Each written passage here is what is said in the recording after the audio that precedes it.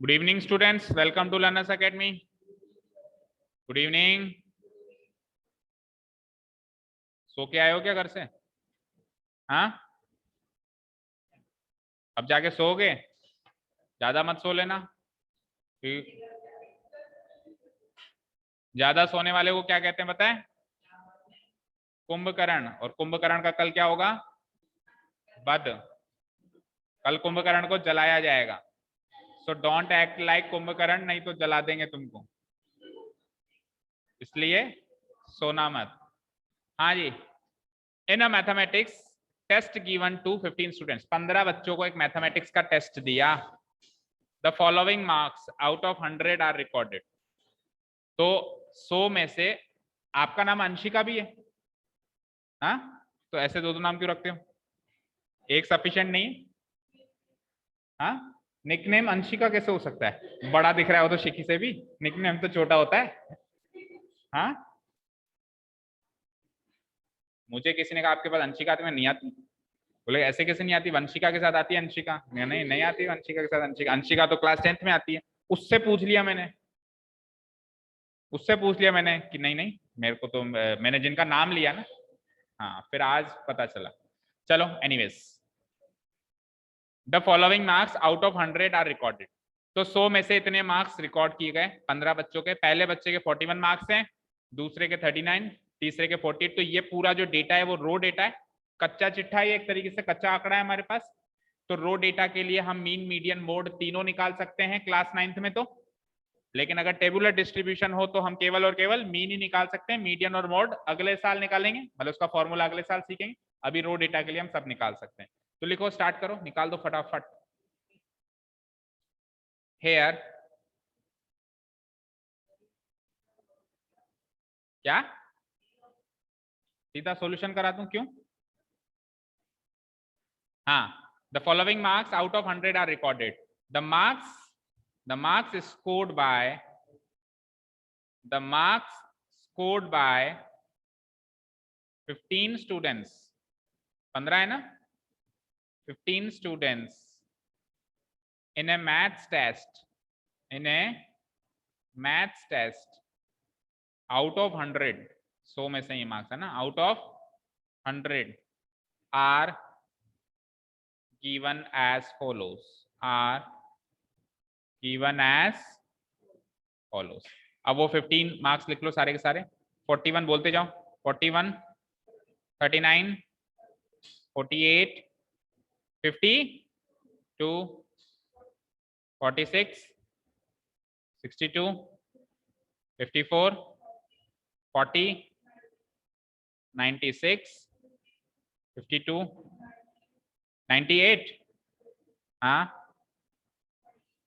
14, 40, अच्छा आगे 42, 52, 60। ठीक है, ये हमारे पास रो डेटा मिल गया। आउट ऑफ 100 ये सारे मार्क्स स्कोर किए गए 15 बच्चों के द्वारा। अब हमको इसका क्या निकालना है? मीन भी निकालना है, मीडियन भी निकालना है, एंड मोड भी निकालना है। तो सबसे पहले निकालते हैं मीन। तो मीन का फॉर्मूला क्या होता है? मीन का साइन क्या होता है? पहले तो सिंबॉलिक नोटेशन बताओ मीन का। एक्स बार।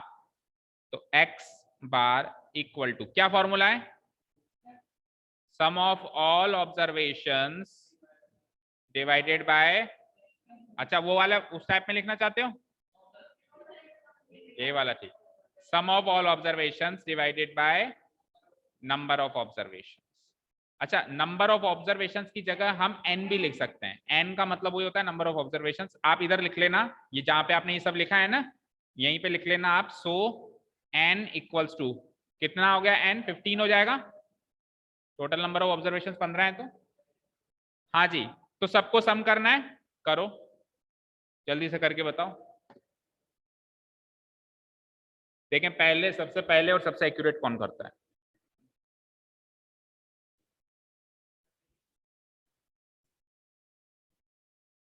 सबसे पहले भी करना है, सबसे एक्यूरेट भी करना है। हो गया?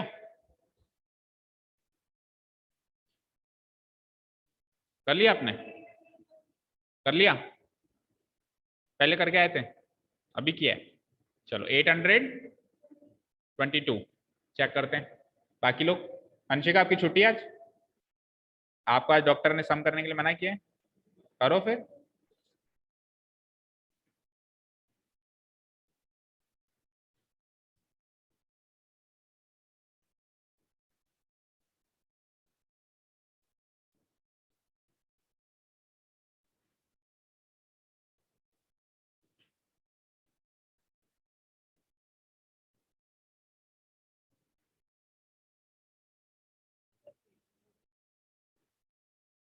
देखते हैं।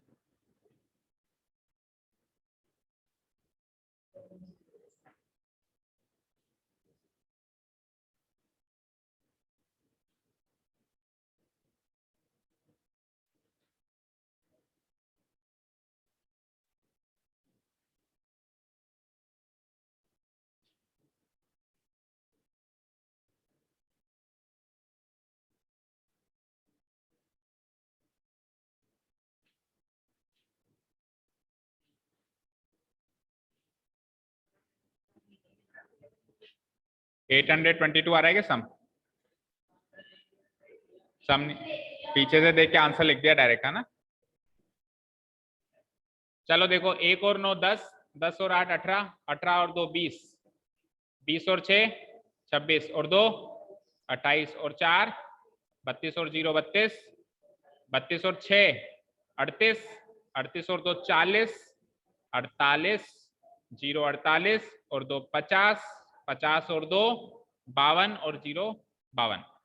तो 2 रहेगा 52 का, रिमाइंडर बचा 5, 5 यहाँ बच गया ना। 5 and 4 9 plus 3 12, 16 21 25 31 36 40 49 49 and 5 54 54 and 9 63 67 71 76 70 and 76 and 6 80 820। ठीक है, 822 divided by number of observations कितने हैं? 15। डिवाइड करना जरा। 15 5 जा 75, बचता है 7 और 2 72, तो 72 बच गया। 15 4 जा 60, बच गया 12, पॉइंट लगाओ, 120 हो गया। और 15 8 जा 120, तो 54.8 marks. This is the mean of the 15 marks scored by 15 students. ठीक है, चलें नेक्स्ट पे। मीन के बाद नेक्स्ट मीडियन। मीडियन का साइन कौन बताएगा? एम। पर उससे पहले ये देखना पड़ेगा कि जो नंबर ऑफ ऑब्जर्वेशन है वो ऑड है या इवन है। तो हेयर n इक्वल्स टू क्या है? Number of observation 15। 15 मतलब ऑड। इवन है 15 विच इज ऑड। पहली बार ऑड नंबर आने में खुशी होती होगी क्योंकि फॉर्मूला छोटा है ना? नहीं तो ऑड नंबर हमेशा ऑड लगता है। ऑड नंबर का नाम ऑड ही इसलिए रखा गया क्योंकि वो दिखने में ऑड लगता है, अजीब लगता है। मतलब इवन थोड़ा अच्छा लगता है ना। लेकिन इस बार हमको ऑड देखने में खुशी होती है क्योंकि फॉर्मूला छोटा मिलता है। तो देयरफॉर अच्छा n is equals to 15 which is odd. तो अभी हम सीधे के सीधे लगा दें फॉर्मूला। गलत गलत। सबसे पहले असेंडिंग ऑर्डर, ठीक है ना? तो ऑब्जर्वेशंस को अरेंज करो असेंडिंग ऑर्डर में। Now the 15 observations arranged in ascending order। Janvi arrange कर लिया असेंडिंग ऑर्डर में? या तो डिसेंडिंग में कर सकते हो या असेंडिंग में। Arranged in ascending order is as follows. ठीक है, तो देखो भाई, सबसे छोटा ऑब्जर्वेशन कौन सा है उसमें से? लीस्ट ऑब्जर्वेशन कौन है? 39 से कम मार्क्स नहीं है किसी के? किसके हैं वो? ठीक है, 39 के बाद नेक्स्ट। हाँ 29 है सबसे कम। क्यों 10 नंबर और कम कर रहे बेचारे के? 39, 39 के बाद नेक्स्ट 40, 41, 40, 41 और 42, 40 दो बार। अच्छा 40, 40 और आगे 41, फिर 42, फिर 42 से बड़ा 46, उससे बड़ा 48, उससे बड़ा 50, एग्जैक्ट 50, 52, ओके 52 से बड़ा 52 तीन बार है, 52, 52, 52, ये तीन बच्चे एक साथ बैठे होंगे। आगे 54, आगे 60, आगे 62, हाँ आगे 96, आगे लास्ट 98। ठीक है, ये 98 वाला हमारे यहाँ से पढ़ के गया होगा, ये 96, 98 वाले यहाँ से पढ़ के गए होंगे शायद, होपफुली। ठीक है, चलिए तो अब क्या करेंगे, अब हम फॉर्मूला लगाएंगे। नाउ मीडियन का सिंबॉलिक नोटेशन होता है कैपिटल एम। बोलो ऑड नंबर वाला फॉर्मूला क्या था? n+1/2th ऑब्जर्वेशन, बस n+1/2th। कितना इजी सा फॉर्मूला है।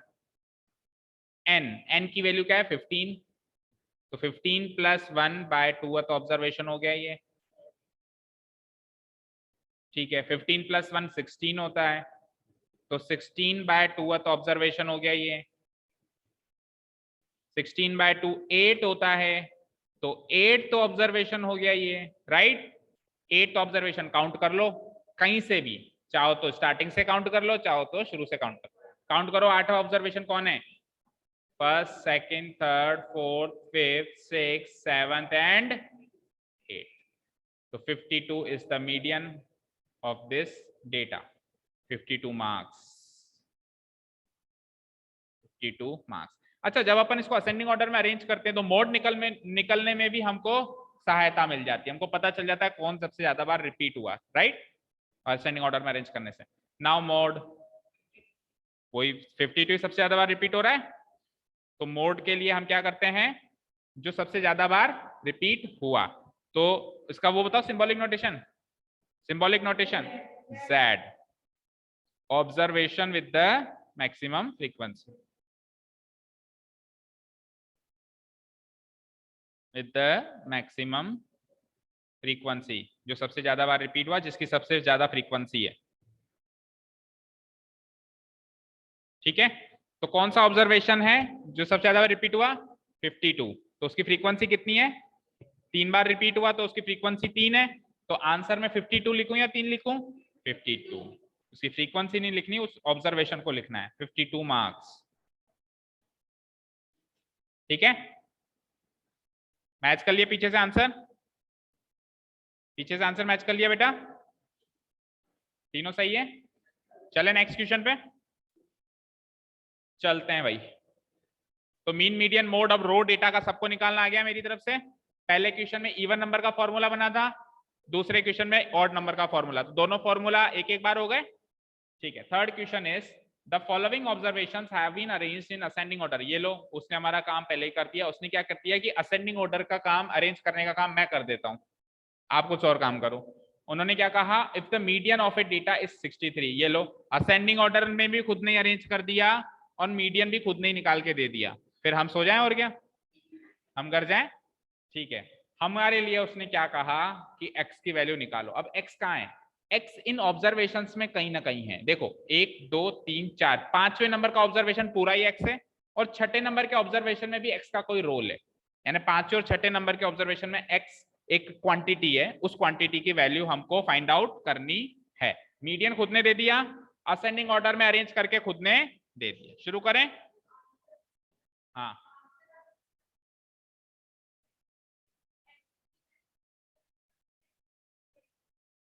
बड़ी होगी, बड़ी होगी। x छोटा होगा और x+2 बड़ा होगा ना, तो असेंडिंग ऑर्डर में ही होगा। नहीं निकलेगा ना, देखते हैं, निकल जाएगा तो देखी जाएगी, देखते हैं। चलो चलो चलो चलो चलो, hair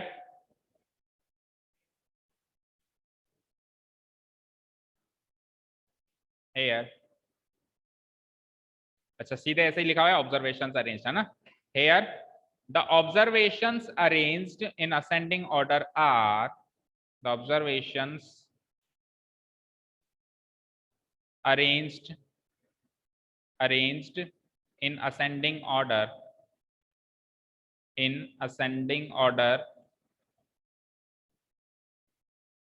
are given as follows,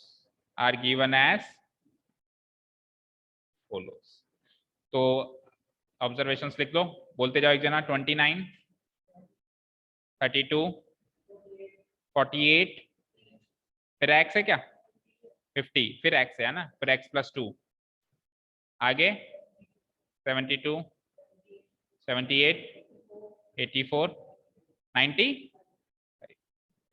ठीक है, तो काउंट करो कितने ऑब्जर्वेशन हैं। 1 2 3 4 5 6 7 8 9 10। सो एन की वैल्यू क्या हो गई, क्या हो गई एन की value 10, which is what, E1। तो फॉर्मूला सेकंड वाला लगेगा, E1 वाला, ठीक है ना। फॉर्मूला क्या लगेगा, सेकंड वाला। देयरफॉर मीडियन का फॉर्मूला लगेगा, बोलो सेकंड वाला फॉर्मूला याद है सबको। हाँ मीडियन का n+1, n by 2th observation plus n by 2 plus 1th observation whole divided by, ठीक है। चलो n की वैल्यू पुट अप करो 10, तो ये हो जाएगा 10 बाय 2th ऑब्जर्वेशन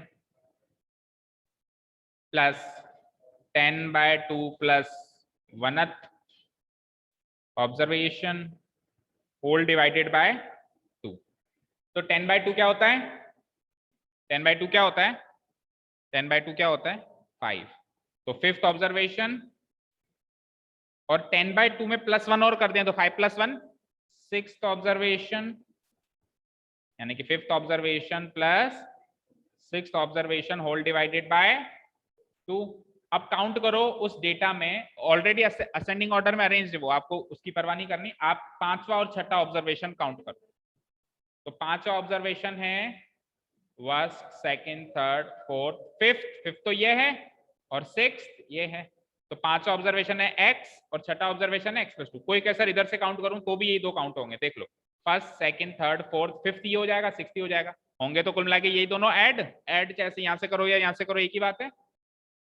तो x और x+2 को ऐड करना है आपको। फिफ्थ ऑब्जर्वेशन तो है x और सिक्स्थ ऑब्जर्वेशन है x+2। तो x+2 क्या हो जाएगा 2x+2, राइट। और 2x+2 में से 2 कॉमन आ सकता है। 2x+2 में से हम क्या कर लेंगे, 2 को कॉमन ले लेंगे, अंदर क्या बचेगा x+1 डिवाइड बाय 2। अब 2 से ये 2 काट दो तो आंसर क्या आ गया x+1। क्या है ये x+1,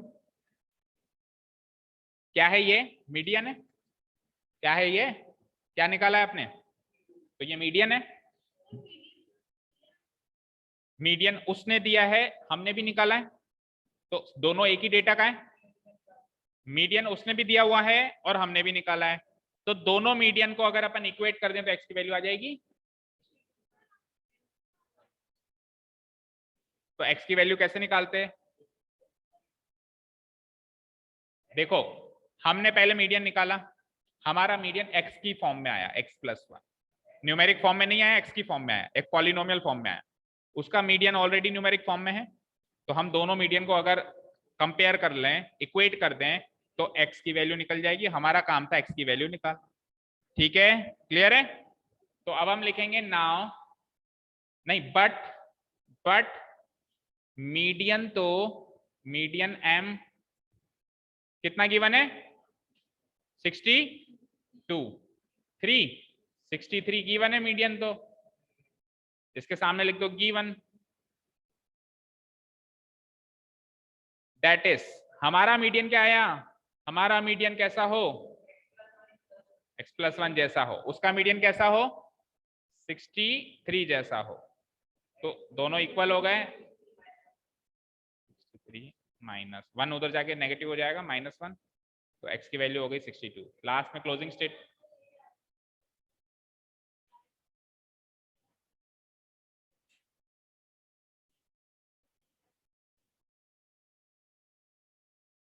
क्या क्या क्या क्या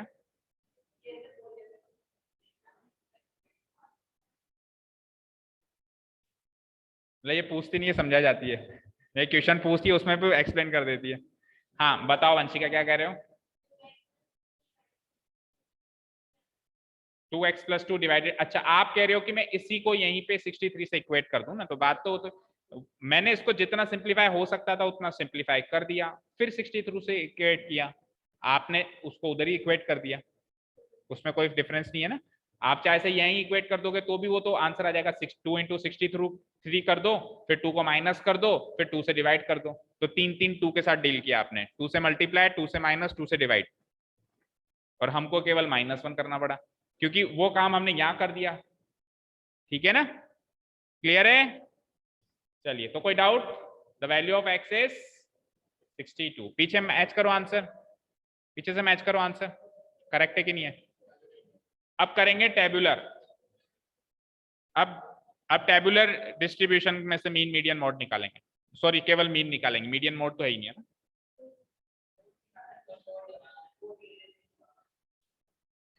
टेबुलर वाला नहीं है क्या अभी? अच्छा, उस तो वो तो होमवर्क कर लेना। चलो देखते हैं, चलो देखते नेक्स्ट क्वेश्चन, क्वेश्चन नंबर 4। अच्छा, find the mode of this raw data. तो इसमें से सबसे ज्यादा बार कौन रिपीट हो रहा है चेक कर लो। 14 एक बार आ गया, 2 बार आ गया, 3 बार आ गया, 4 बार आ गया। सबसे ज्यादा बार रिपीट कौन हुआ? 14। तो तरीका वही याद रखो, आप तो असेंडिंग ऑर्डर में अरेंज कर दिया करो। जैसे अपन असेंडिंग ऑर्डर में अरेंज करते हैं तो अपने को पता चल जाता है कि कौन सी एंट्री कितनी बार रिपीट हो रही है। तो कर लोगे ये होमवर्क। आंसर क्या हो जाएगा? मोड, मोड का सिंबॉलिक नोटेशन होता है Z 40। ठीक है, फिफ्थ की टेबल बनाओ जल्दी से। क्वेश्चन नंबर 5 की टेबल बनाइए। This will be the last question और आपका चैप्टर खत्म। 6th वाले का आंसर पहले करवा चुके हैं। चलो 5th टेबल बनाओ, भी देखते हैं।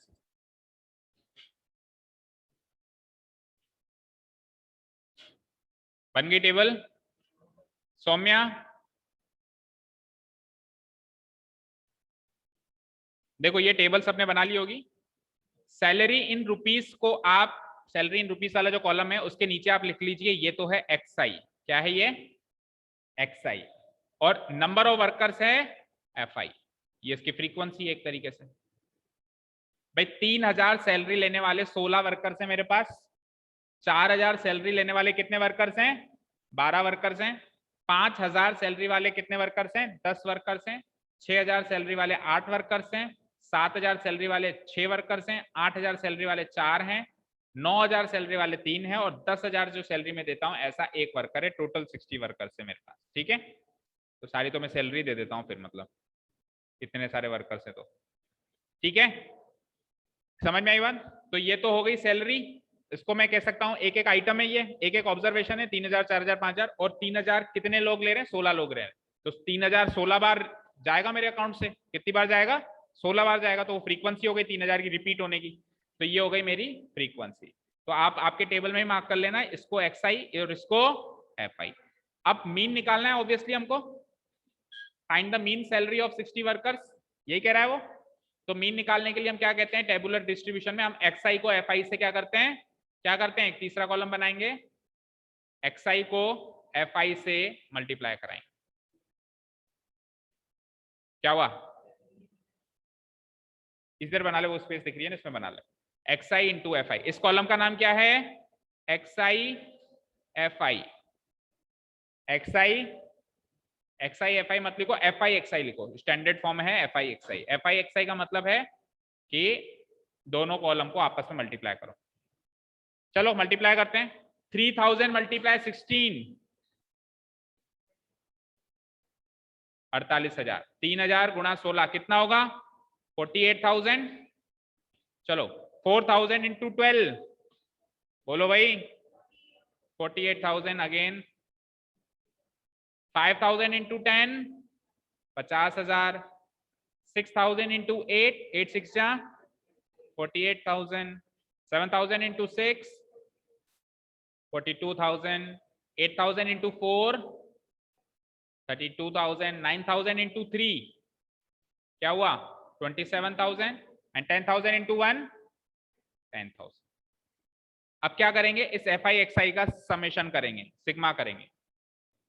तो 3 0 तो लगा देता हूं मैं एज इट इज, 1 2 3, 8 8 8, 3 बार तो 8 आ गया, 24, 24 and 2 26, 26 and 2 28, 28 and 7 35, reminder 3, 7 4 11, 5 16, 4 20, 4 24, 27, 29 and 1 30.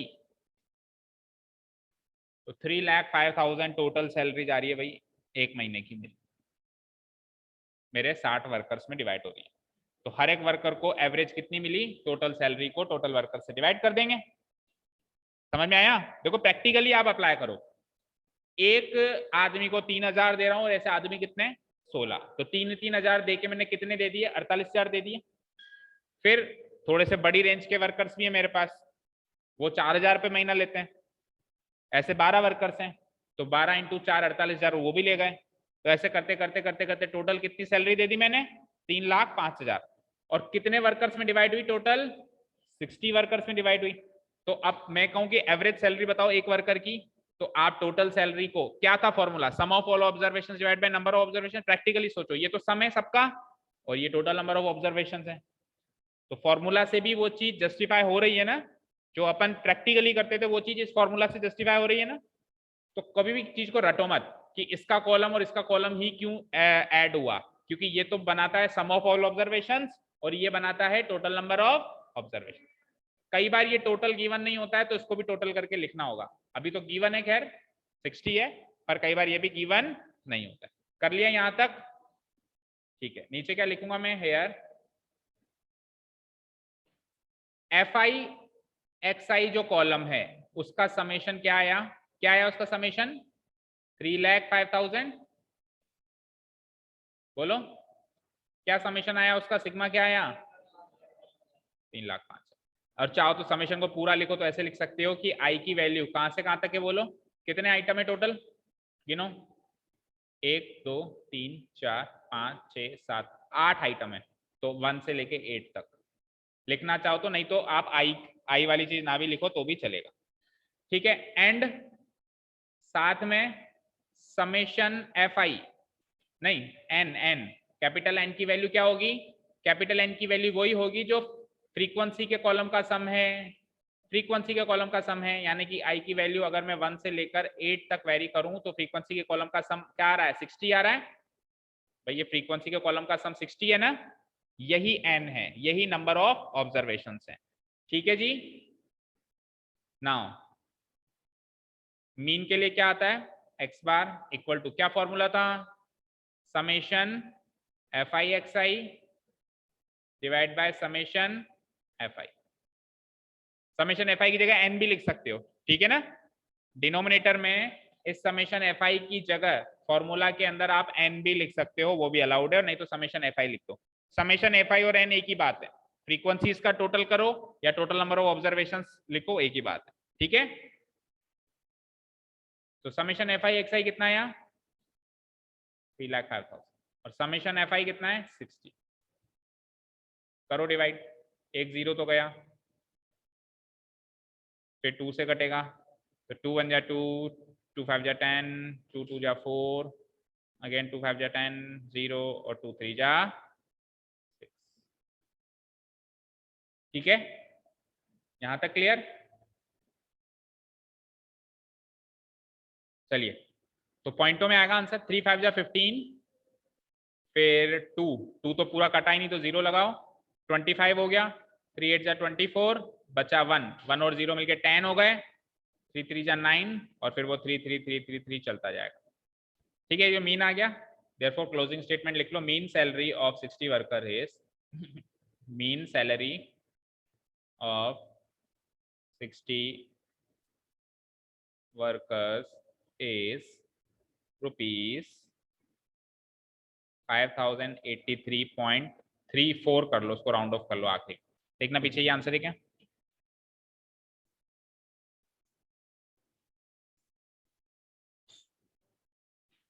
Three three three three चलता जाएगा ना। हाँ तो उसको स्टॉप कर दिया ना। 3 3 है, 4 नहीं है, राउंड ऑफ नहीं किया मतलब, ठीक है। राउंड ऑफ मतलब कैलकुलेटर वाला राउंड ऑफ। कैलकुलेटर क्या करता है, जब आगे चलता जाता है ना तो आखिरी नंबर को बढ़ा देता है। आप कैलकुलेटर में करोगे ना 1/3, तो क्या कहेगा 0.3333, आखिरी को 4 करेगा। ये तो ये इसको कहते हैं कैलकुलेटर राउंड ऑफ, ठीक है ना। जहां तक आपको लिखना है लिखो, आखिरी को 1 बढ़ा दो। 5083.33, ठीक है। क्लियर है, समझ में आया? क्या करेंगे टेबल में, हर एक ऑब्जर्वेशन को उसी की फ्रीक्वेंसी से गुणा करेंगे, सामने लिखेंगे। इसको इससे गुणा करेंगे, सामने लिखेंगे। फिर वो टोटल लगाएंगे, और दूसरा टोटल किसका लगाएंगे, किसका, फ्रीक्वेंसी का। गलती से भी इसका मत लगा देना, इसका कभी भी टोटल नहीं होता है इस वाले कॉलम का। इतने सारे क्वेश्चंस हमने किए हैं, कभी भी एक्सआई का टोटल किया नहीं। टोटल किसका होगा, एफआई का, एफआई का और एफआई एक्सआई का। एफआई एक्सआई का मतलब क्या है, एफआई इंटू एक्सआई, पर अपन ने शॉर्ट में एफआई एक्सआई लिख दिया। और फिर इसके टोटल को, एफआई एक्सआई के सिग्मा को यानी टोटल को इसके टोटल से डिवाइड करना है, समेशन एफआई से डिवाइड करना है, ठीक है। तो ये हो जाएगा हमारा मीन। क्लियर है? 6th क्वेश्चन का आंसर मैं आपको पहले लिखवा चुका हूं, आपको याद हो तो मैंने लिखवाई थी सुटेबिलिटी, कि कौन सा कब सुटेबल होता है। Give an example of a situation in which the mean is an appropriate measure of central tendency. Mean is not an appropriate measure of central tendency, but the median is an appropriate measure of central tendency. एक ऐसा example दो जब mean जो है appropriate suitable measure हो central tendency का। अब मैंने क्या बताया था आपको, मीन कब होता है, जब फ्लक्चुएशन ज्यादा हो। तो कोई भी ऑब्जर्वेशंस लिख लेना कैसे भी जिसमें फ्लक्चुएशंस ज्यादा हो। एक लिख लिया, 2, फिर लिख लिया 10, फिर लिख लिया 50, फिर 1, फिर 99, मतलब उतार चढ़ाव ज्यादा हो ना जिन ऑब्जर्वेशंस में, उसमें मीन सुटेबल होता है। और मीडियन कब सुटेबल होता है, देखो, the mean is not an appropriate measure but the median. Median कब होता है, मीडियन के लिए 2 बातें याद रखना, एक तो डेटा अरेंज हो असेंडिंग ऑर्डर में, और फ्लक्चुएशन भी कम हो, मीन जितना फ्लक्चुएशन ना हो, थोड़ा बहुत फ्लक्चुएशन, ठीक है। जैसे 1 2 3 5, मतलब बढ़ रहा, असेंडिंग ऑर्डर में तो बढ़ता है वही दिखेगा आपको वो, और फ्लक्चुएशन ऐसा नहीं हो कि एक के बाद डायरेक्ट 10 आ जाए, ठीक है। क्लियर है? एग्जाम्पल अपने अपने आप कर लोगे इसका आंसर। वैसे इस तरह के क्वेश्चन आएंगे नहीं, ये आपके एनालिटिकल क्वेश्चन है, पर कर लेना अब आपकी नोटबुक, ठीक है। Over, exercise over, chapter over. अब टेस्ट, ठीक है। हाँ छुट्टी तो है, खैर छुट्टी के बाद फिर वापस आओगे तो टेस्ट है, तो वापस नहीं आओगे। छुट्टी मतलब ये क्लास की छुट्टी हो गई, अब जाना है आपको घर, ठीक है। उसके बाद फिर एक नई क्लास फिर आएगी, उसमें आपको वापस आना है, और वो क्लास कल ना होके परसों होगी। कल आपकी छुट्टी है, ठीक है। सो दशहरा मनाओ, रावण जलाओ, जो चाहे वो करो, लेकिन परसों टेस्ट में आ जाना, परसों टेस्ट में आना है। किसी का ये और किसका है, डाउट क्लास नहीं है इसमें, क्या आएगी डाउट क्लास, ये बच्चों वाली क्लास, इसमें कोई डाउट क्लास नहीं है क्या, ना ना कोई डाउट क्लास नहीं है। पहले इतना बोरिंग चैप्टर था, डाउट क्लास वैसे ही बोरिंग होती है, महा बोरिंग क्लास हो जाएगी, सो जाएंगे आधे लोग यहीं, ठीक है। परसों टेस्ट, हम भी, आपके पेपर चल रहे हैं, सुबह को आ जाना टेस्ट देने। 1 घंटे के लिए आ जाना, 2-3 क्वेश्चन कर जाना, क्या फर्क पड़ता है, इसके लिए पढ़े, इसके लिए पढ़ना तो पड़ेगा नहीं, वैसे भी इजी से क्वेश्चन हैं, तो आ जाना बस 1 घंटे पेपर दे जाना, ठीक है। फिर भी क्या तैयारी क्या करनी इसके लिए। चलिए, thank you so much for listening to us, have a nice day, keep learning and bye.